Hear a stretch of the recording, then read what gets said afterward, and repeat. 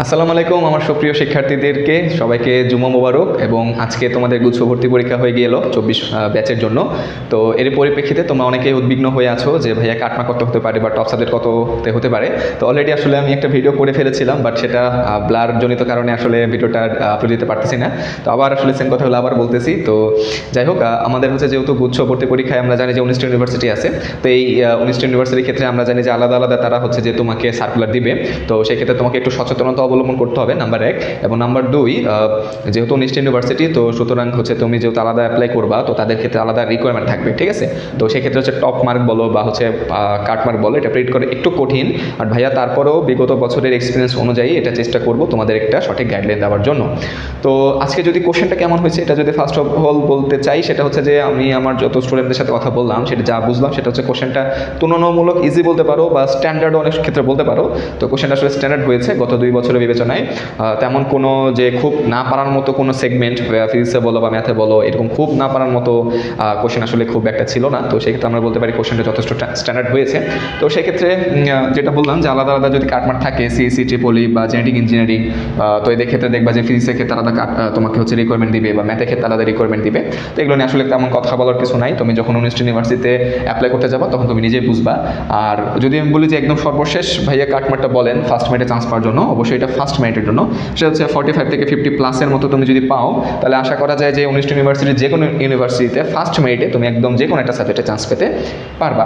আর যদি আমাকে বলো ভাই একদম লাস্ট কাট অফ মার্কটা কত হতে পারে, একদম যদি যে কোনো প্রত্যেকটা ইউনিভার্সিটিতে যখন আমাদের মেরিট প্রকাশ করতে থাকবে একদম লাস্ট মেরিট পর্যন্ত কততে টানবে, সেক্ষেত্রে আমার মনে হয় যে 38 থেকে 40 পর্যন্ত টানবে।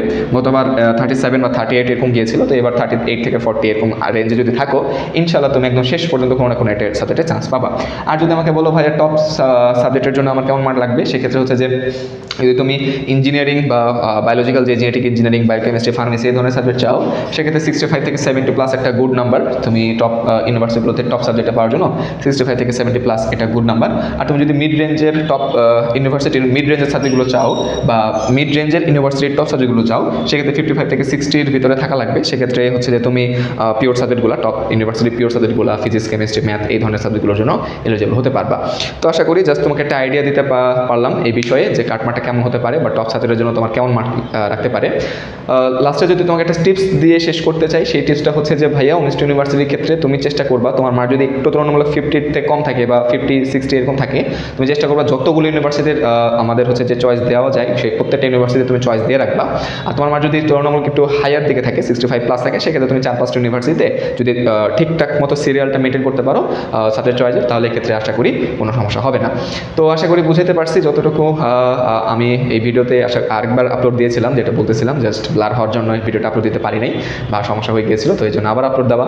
তো 24 ব্যাচের জন্য আসলে দুইটা কথা বলে শেষ করতে চাই। সেটা হচ্ছে আমি আমার চ্যানেলটা যখন শুরু করেছিলাম মূলত 24 ব্যাচকেই ছিল আমার তখন গত 1 বছর ধরে তাদের জন্য এইচএসসি কন্টেন্ট বানিয়েছি, তাদের জন্য অ্যাডমিশনের কন্টেন্ট বানিয়েছি। তোমরা অনেকে জানো যে আমার কোনো কোর্স নাই বা আমার কোনো টিচার নাই। আমি হচ্ছে একাই হচ্ছে গাইডলাইন প্রোভাইডটা করি বা যেগুলো হচ্ছে কঠিন টপিক সেগুলোকে ইজিয়ারভাবে উপস্থাপন করার চেষ্টা করি।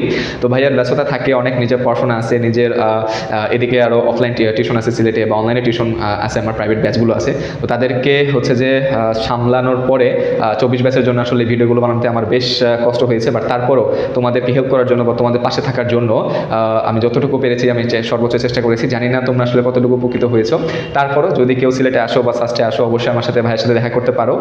তোমাকে সবার জন্য শুভকামনা থাকলো 24 ব্যাচ। হয়তো আর লাস্ট একটা ভিডিও পাবা আমার চ্যানেল থেকে, সেটা হচ্ছে যে সেকেন্ড টাইমাররা কীভাবে আসলে ঘুরে যেতে পারো এই 24 ব্যাচে যারা আছো সেকেন্ড টাইমাররা, যারা এখনও কোথাও চান্স পাওনি। তো ওই ভিডিওটা দিয়ে আশা করতেছি 24 ব্যাচের সাথে ভিডিওটা আমার ইউটিউব চ্যানেলে আশা করতেছি শেষ হয়ে যাবে। তো তারপরেও তোমাদের অনেক ভালোবাসা পেয়েছি, আমি নিজে আসলে খুবই কৃতজ্ঞ তোমাদের কাছে। আমার চ্যানেলে ম্যাক্সিমাম ভিউটাই আসলে 24 ব্যাচেরই। তো সবার জন্য শুভকামনা থাকবে। আবারও দেখা হলে ইনশাল্লাহ কথা হবে, আরও আড্ডা হবে। তো সেই পর্যন্ত সবার জন্য শুভকামনা থাকলো। ধন্যবাদ সবাইকে।